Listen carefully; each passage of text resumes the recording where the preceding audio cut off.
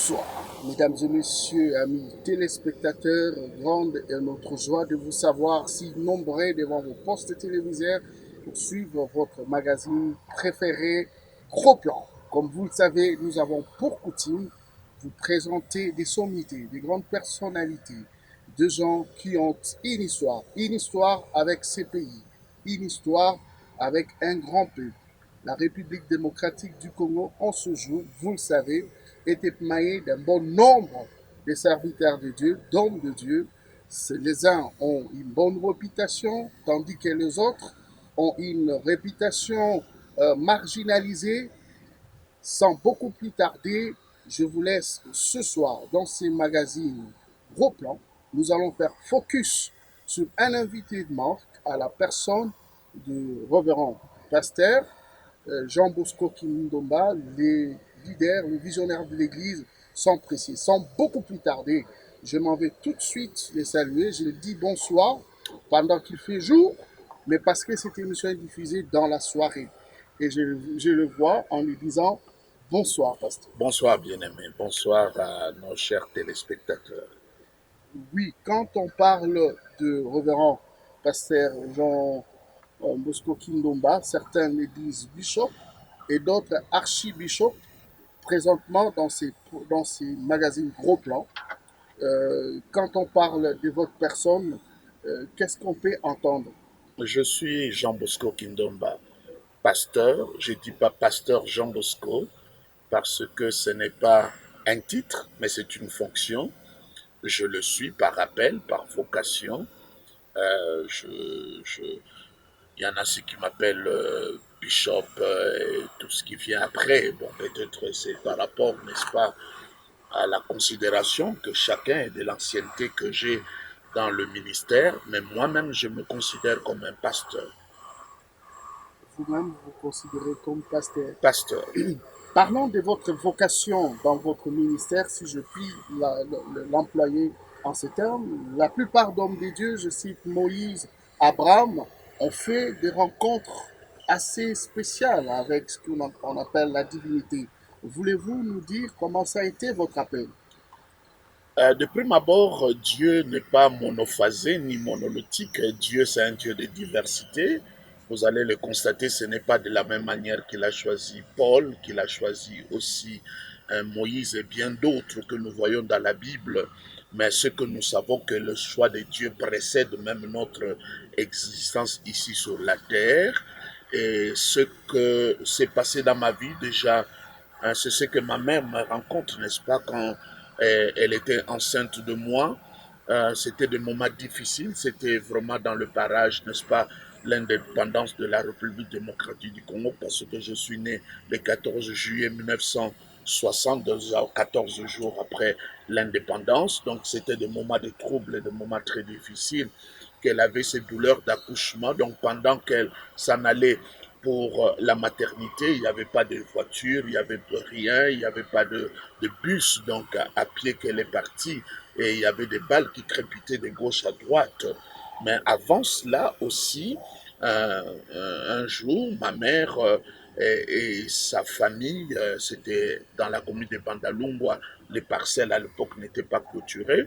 Ils étaient assis sur la cour, n'est-ce pas, de la parcelle.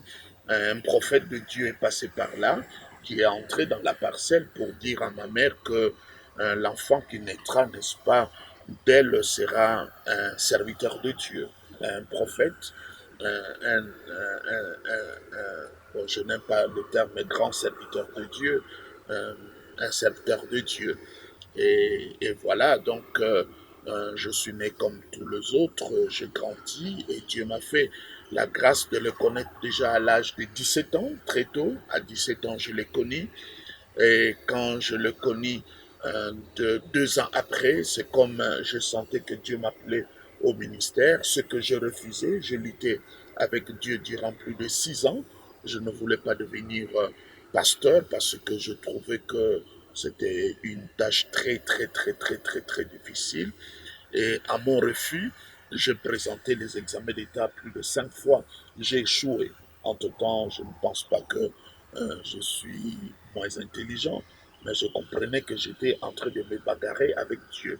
Et l'année où j'ai accepté que je vais les servir, je suis allé à l'école publique. C'est cette année que j'ai obtenu mon diplôme d'État. Et voilà, donc partout ailleurs, j'étais invité de gauche à droite. Comme je suis des assemblées de Dieu, c'est nous qui avons commencé les groupes de prière dans la ville de Kinshasa. Tous les groupes de prière que vous voyez dans la ville de Kinshasa, nous étions comme des précurseurs, comme des pionniers, n'est-ce pas, de ce mouvement. Après, nous avons transformé ces groupes de prière dans les églises qu'on appelle aujourd'hui les églises de réveil. Donc, voilà un peu si je peux d'une manière lapidaire parler de ma vocation, de mon appel. Et Votre, surtout, un élément important, en dehors, qu'est-ce qui a vraiment arrivé, le clou de cela, c'était que en 1984, je vais participer à une conférence animée par Jean-Louis Jaillet, mais c'est pas lui qui prêchait, c'était l'un de ses disciples, de ses collaborateurs qui s'appelait Sordet.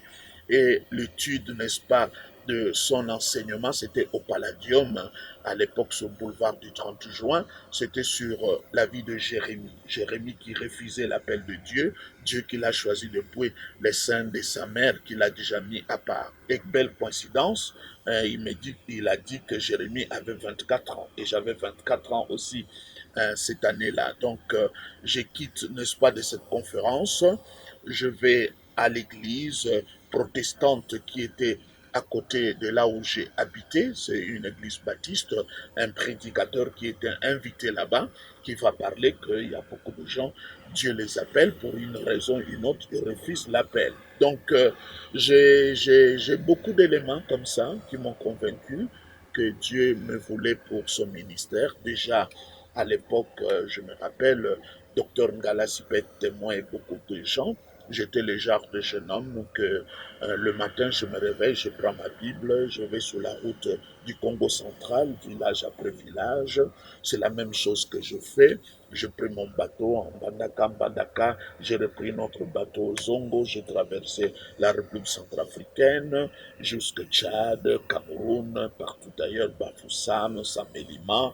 Voilà, c'était l'aventure comme ça. Donc, j'étais poussé comme ça à aller porter la parole de Dieu. À Kinshasa, même à une période, j'ai cherché partout, il y avait des deuils pour que je prêche, pour gagner. Je cela a trouve, été le début de votre c'est la ministère. vocation, c'est l'appel, c'est quelque chose de plus fort que toi qui, au-delà, n'est-ce pas, c'est comme Jérémie qui l'a dit lorsque je voulais plus prononcer son nom, c'est comme un feu qui dévorait mes os, donc tu peux pas te retenir, c'était comme ça, c'est la vocation est plus forte que la personne, c'est la vision, c'est l'appel de Dieu. C'est vrai Voilà. que le bon Dieu n'est pas monolithique monosystème, mais avec vous, nous savons très bien qu'Abraham, il a fait des promesses en disant quitte tes parents, voilà, je te bénirai, je ferai de toi un grand nom. Mais vous, quelles sont les promesses que le bon Dieu vous a faites personnellement Moi, je quand pense, vous êtes entré dedans? moi, je pense que quand Dieu parle à Abraham, Dieu parle en termes de promesses. Mais nous, ne sommes plus dans la période de promesses. Nous sommes dans la période des acquis. Dieu ne me fait pas de promesses. Dieu me fait comprendre que quand je lis la Bible, tout ce que Christ a fait, c'est pour moi. C'est à moi de croire. Je ne suis pas un prédicateur de promesses. Je ne suis pas, comment je peux dire, un enfant de promesses. Moi, je ne suis pas dans la notion de promesse. Écoutez, quand vous lisez la Bible, Paul dit, la parole que moi j'ai prêchée et Sylvain n'était pas oui et non. Donc nous avons trois paroles dans la Bible. La première parole, c'est la parole que Dieu a donnée à Abraham en termes de promesse. La deuxième parole, c'est celle qu'elle a donnée à Moïse en termes de conditionnalité. Si tu obéis, je te bénis. Si tu désobéis, je te maudis. Mais quand Jésus-Christ est venu, il dit sa parole était oui et amen. Donc on a trois paroles. Il y a une promesse, il y a la conditionnalité et là il y a oui et amen. Par exemple, il dit ceux qui croiront chasseront les démons. Ce n'est pas une promesse, c'est un acquis. Parlons de nouvelle langue, c'est un acquis. Si quelqu'un est en Christ, c'est une nouvelle créature, c'est un acquis. Ce n'est pas une promesse. Celui qui habite en vous est plus fort que celui qui est dans le monde. Ce n'est pas une promesse, c'est un acquis. Le Saint-Esprit, c'était une promesse. Maintenant, ce n'est plus une promesse parce qu'il est déjà descendu. Donc, je ne suis pas allé avec Dieu en termes de promesses, mais Cela étant, vous ne considérez pas les Pentateuques. ma lecture, je dois lire l'Ancien Testament à la lumière du Nouveau Testament, parce que c'est l'ombre. C'est-à-dire qu'il faut considérer l'Ancien ou vous devrez maintenant accepter juste le Non, Nouveau non, Testament. non, non, non, non, non, non, c'est pas comme ça qu'il faut. C'est comme vous ne connaissez pas mon épouse, je vous montre sa photo, n'est-ce pas? Et quand vous voyez la photo, ah, vous êtes impressionné, vous dites, ah non, la femme de pasteur, elle est très belle, elle est très jolie parce qu'elle est réellement. Mais si ma femme arrivait ici, à la place de te présenter ma femme, je continue à te présenter la photo.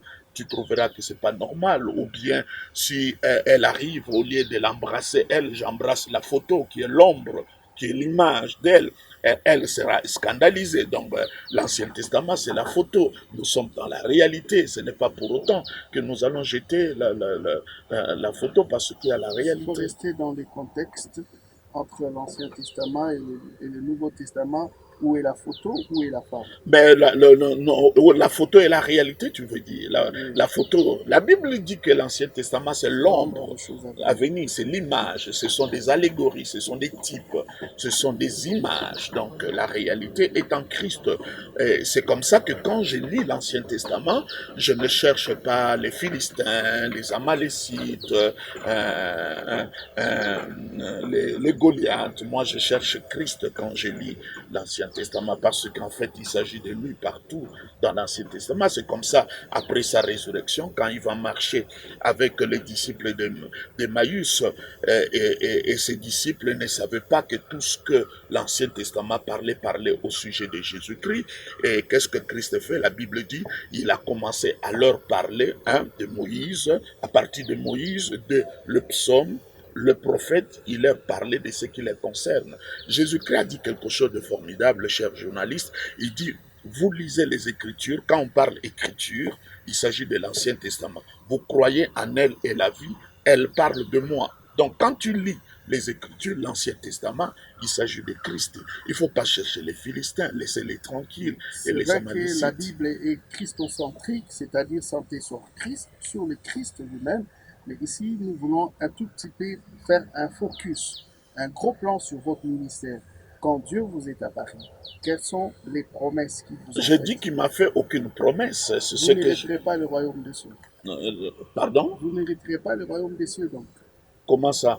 C'est une des promesses. Non, le royaume des cieux, ce n'est pas une promesse, elle habite à moi. Il a dit, petit enfant, le royaume est à vous. Je n'irai pas dans un royaume, le royaume est à moi. Comment C'est un voulez-vous acquis. l'expliquer? Mais c'est ce que je t'ai dit. C'est comme votre chemise est noire. J'ai dit que le royaume est à moi. C'est comme j'ai l'estomac, c'est comme j'ai le cœur, je ne le vois pas. Mais il est là. Vous avez fait un bon travail, vous avez un travail assez reconnu, comme ce qu'on appelle, que l'on ne peut pas nier, mais vous avez quand même des fils de partout dans le monde. Effectivement, ils sont partout dans le monde. Et, Selon les informations à notre c'est la possession, grâce de Dieu. C'est la grâce de Dieu. Je crois que c'est la longévité, 41 ans de vie chrétienne. Beaucoup sont passés par nos mains, nos pieds pour être enseignés. certains passages bibliques s'exprimaient de cette manière, mais de qui es-tu le fils? Quand on parlait de Jésus, on voudrait, n'est-ce pas, essayer de nier sa divinité ou sa divinité, mais vous avez des personnes pour qui spirituellement sont l'émanation des messages que vous avez diffusés de par le monde, par le voie médiatique. Mais nous sommes en prise de connaissance que vous avez un fils qui évolue, bien entendu, avec un ministère pour son Afrique du Sud, mais qui est similé, n'est-ce pas, ce qu'on appelle une fausse résurrection. Est-ce que ça fait partie aussi de vos enseignements? Je suis étonné que cette question, c'est vraiment comme le cheveu dans la sauce. Je ne veux plus en parler, je viens de là-bas. Hein, c'est un homme de Dieu formidable que je connais depuis les bas âges. C'est le genre de personne Donc, vous qui passe, reconnaissez en tant que fils. qui passe 40. Euh, Timothée n'était pas le fils direct de Paul. Lui-même se réclame être le fils du papa Jacques Vernon, mais bon, comme aîné, comme père, comme mentor, je peux bien l'accepter et j'ai beaucoup d'admiration et beaucoup d'amour vis-à-vis de lui. Mais je pose simplement une question, hein, une simple question Oui, par pasteur. rapport à cette résurrection. Que doit faire un pasteur lorsque dans son église, on lui apporte quelqu'un qui est dans un cercueil? Il fait quoi? Si le même pasteur croit que nous guérissons les malades, nous ressuscitons les morts, qu'est-ce qu'il peut faire? Lorsqu'on vient te souffler à l'oreille, on dit, pasteur, il y a une famille qui croit tellement à ton ministère et qui sont là derrière avec leur frère qui est mort. Tu fais quoi? Et qu'est-ce que lui ne devait pas faire? C'est faux, c'est vrai, mais le fait même d'oser, mais quelle audace! Mais moi, je trouve ça, je crois que, euh,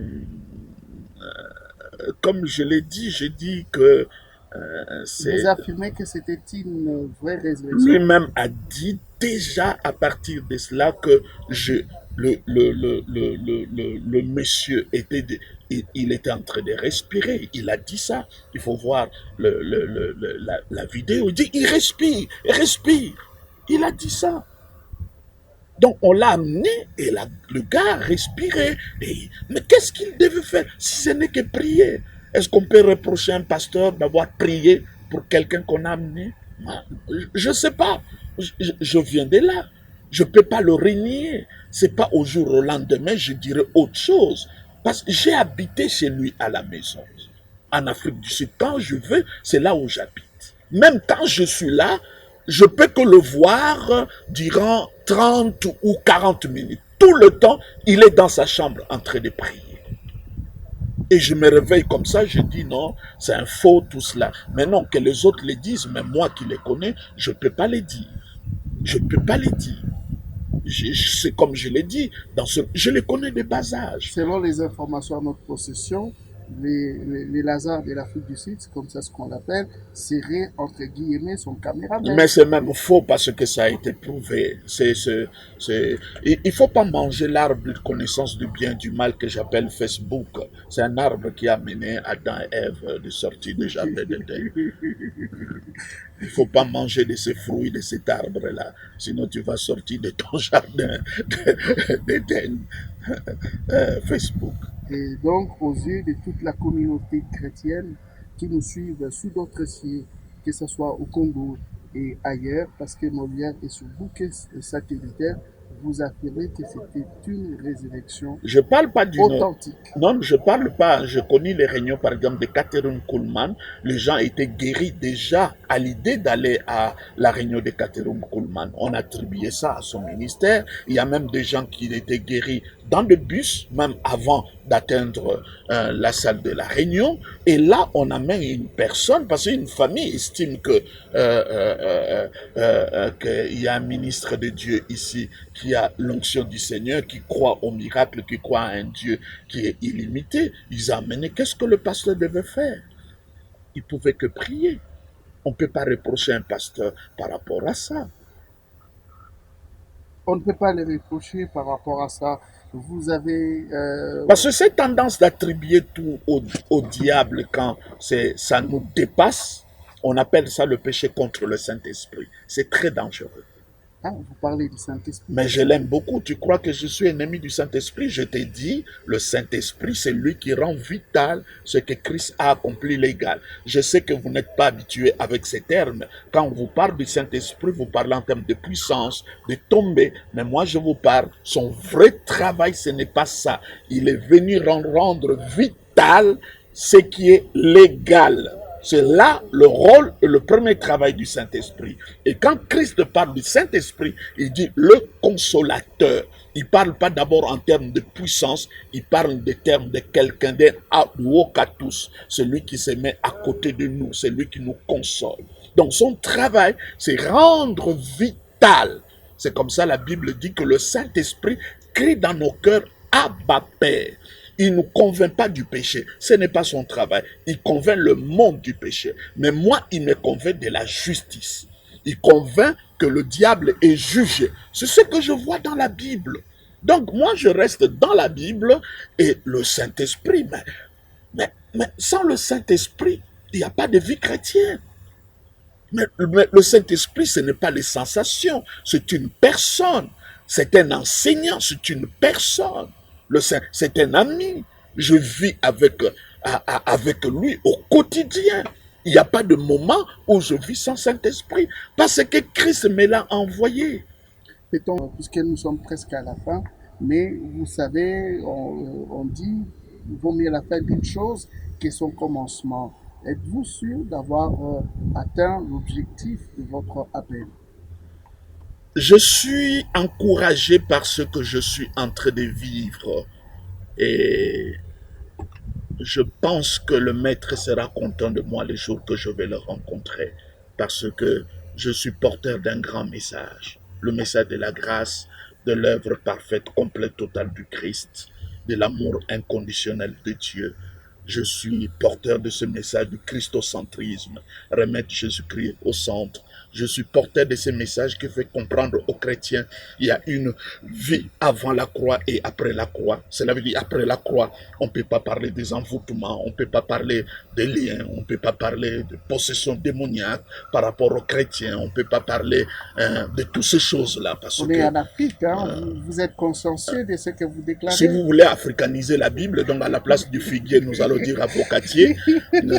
À la place de dire de la neige, nous allons dire de la farine. Donc n'africanisons pas la Bible. Elle est telle qu'elle est là. Nous la croyons telle qu'elle est là. La Bible ne souffre d'aucune culture. Le sang de Jésus-Christ n'a aucune culture. C'est comme cela, par exemple, si un blanc comment je dire, a besoin, n'est-ce pas, du sang parce qu'il a besoin de transfusion. Si on le met le sang d'un noir, ce sang-là va fonctionner. Donc la parole de Dieu, elle est comme cela. Donc la parole de Dieu, c'est pas... Quand vous dites vous êtes africain, est-ce que quand Jésus-Christ a dit Télestai, c'est accompli, donc l'Afrique n'était pas là-dedans. Non, c'est accompli pour tout le monde. Il ne faut pas parler de nos réalités. Quelles sont nos réalités? Nous vous remercions, pasteur. Mais c'est un plaisir, c'est un plaisir. Excusez-moi si à un moment j'ai essayé un peu de vous taquiner un peu. Bon, c'est entre frères et c'est avec plaisir et avec joie. Oui, on sait que vous avez, pour terminer, des fils spirituels, mais des fils biologiques, vous en avez combien, Marie à qui, pour terminer? J'ai une très belle femme, épouse Chosen. Je la salue de tout cœur. C'est elle, c'est moi, moi c'est elle, et j'ai beaucoup d'enfants. C'est-à-dire? J'ai beaucoup d'enfants. Le nombre fait de nous africains. Non, j'ai beaucoup d'enfants. Bien que c'est en Afrique. Non, j'en ai beaucoup, j'en ai ce que j'ai adopté, tout cela, donc j'en ai beaucoup. Merci beaucoup, pasteur. C'était un plaisir de nous avoir honorés dans ces magazines, le Gros Plan. Mesdames et messieurs, bonsoir.